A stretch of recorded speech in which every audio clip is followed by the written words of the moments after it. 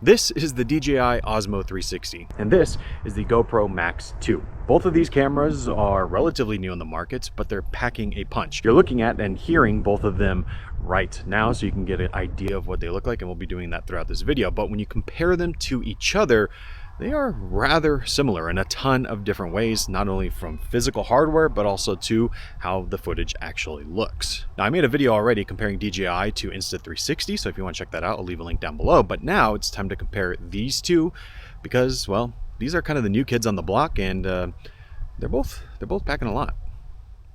At first glance, I wouldn't blame you for thinking that these cameras are the same because they use a lot of the same ingredients, and I think this is the way to go. Others, like the Insta360, are sticking with a vertical format, but both DJI and GoPro have this more square format. On the GoPro side, this is not much different from what the first generation that they had. Of course, DJI, this is their first camera, but this makes a lot of sense. You have a nice horizontal screen there. Both of them are bright and responsive, although honestly, the screens here don't mean that much. Because it's shooting in 360, there's nothing to frame up. Really, this is just for the menus, or at least that's what I use it for. And if you've ever used a DJI or a GoPro product, the menus here are just as you would expect.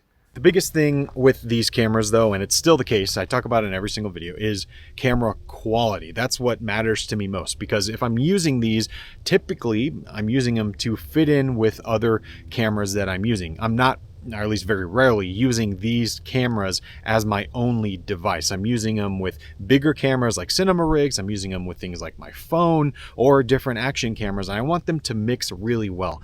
Ideally, the goal would be that you could film on something like these 360 cameras and intersperse it with other footage from different cameras. The goal would be to never notice that. And with other devices, we have gotten to that point. Phones, for example, we are certainly there. I use my iPhone all the time for real shoots, for real production, and you can't really tell. I mean, sure, if I point it out, you'd be able to notice, but it blends in seamlessly. We just have never been there with 360 cameras, although we are very close. In fact, these are the closest we've ever been. And that's thanks to some of the key features that both of these have. Both of these have 8K recording. And really what that means is that you're able to output into 4K and that footage still looks decently good, because you're filming in 8K resolution, but you have to stretch and manipulate that image because of the nature of 360. So it's not really 8K, at least the end result isn't 8K, but that resolution does actually matter. Now, GoPro has more of that resolution available for actual filming, although DJI has an actual physically larger sensors. I'll put the specs here on the screen. Oh, and by the way, you are looking at what this highest quality mode looks like. And I'm filming both of these at their flattest profile. So DJI has D-Log, which is a flat profile, and GoPro has their flat profile as well. And that's what I'm filming this in. And you're hearing it from each camera every time you see it switch. You'll see that on screen. But this is the mode that you would want to film in to get the highest quality. You want to make sure it's at the highest bit rate of recording. You want to make sure that the sharpness is as low as possible. This is the recipe to getting the best look possible.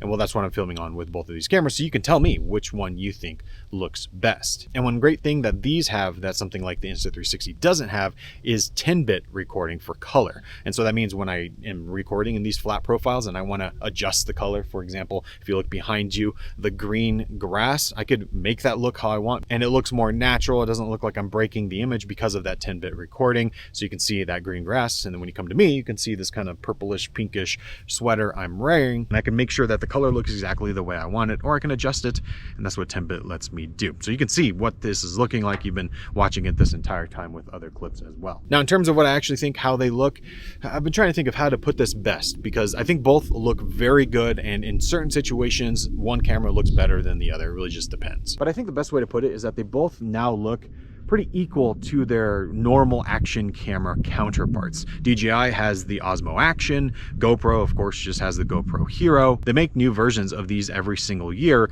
but they have their own characteristics. You can tell when you're looking at a GoPro, and you can tell when you're looking at an Osmo Action. And that's kind of the way I feel here too. I can tell when I'm looking at the GoPro footage, it just has a certain quality about it. And similarly with DJI's offering, I can just tell it's DJI footage. And in a lot of ways that's good, because if I'm trying to intersperse it, like I was mentioning with other cameras, well, now I can do that a lot easier. And I know the workflow, I know how to color grade it, all of that just kind of fits right in. I just happen to have 360 video to work with, so I can do even more with it.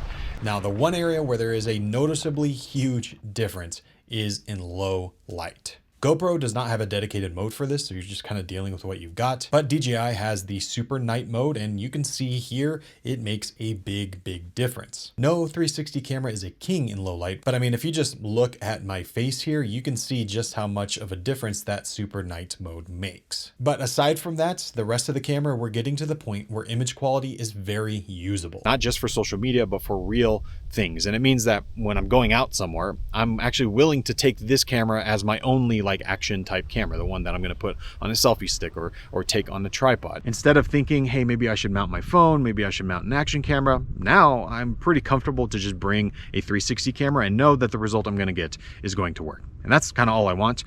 And that's what I think about the video itself. So you let me know in the comments if you agree. That's kind of what I've been thinking as I've been shooting these. But yeah, I think it's pretty good. Now, there are a ton of differences between these cameras, and we don't have time to go into all of them, but there are a few key ones that really do stand out. On the GoPro side, one nice feature here is that the Max 2 has replaceable lenses, and it's super easy to do, the easiest of really any of them on the market. You just twist off the lens and replace it if you need to. And if you've ever owned a 360 camera, you know that replacing the lens is probably going to be something you'll have to do. Now, DJI can replace the lenses for you, but it's something you have to actually ask for and send it in. So if you really rely on this camera and use it a ton, you could buy some extra lenses for GoPro and have them ready to go. Not something you could do on the DJI side. But one thing DJI does offer that is honestly invaluable to me in the way I shoot is internal storage. This has 128 gigabytes, and you don't even need a micro SD card, although it has that option too. Whereas the Max 2 can only shoot to micro SD. After using these types of products a ton in real world environments, having that internal storage really comes in handy. And another thing here that seems small on paper, but actually makes a pretty big difference is battery life. Both batteries are just 10 milliamp hours apart, but I'm seeming to get about 30% better battery life with the DJI, and that's quite a bit. That's shooting in its highest modes. Neither of these are the battery king, but between them, DJI is definitely on top. And in a similar vein, one area where both companies I'd like to see more improvement from is their software. If you're looking on mobile, both are doing great, but if you want to work on the desktop, which I think is the better way to do it, honestly, DJI software is relatively new, so it's still missing a few features, although it works perfectly fine. Whereas GoPro, their software really leaves a lot to be desired because it doesn't even have simple things like AI tracking. You have to do everything manually. But that leaves us with the ultimate question, which is the whole point of this video. Which one should you buy? And this is going to sound like a cop-out of an answer, but I think it's more true here than really any of the other comparisons.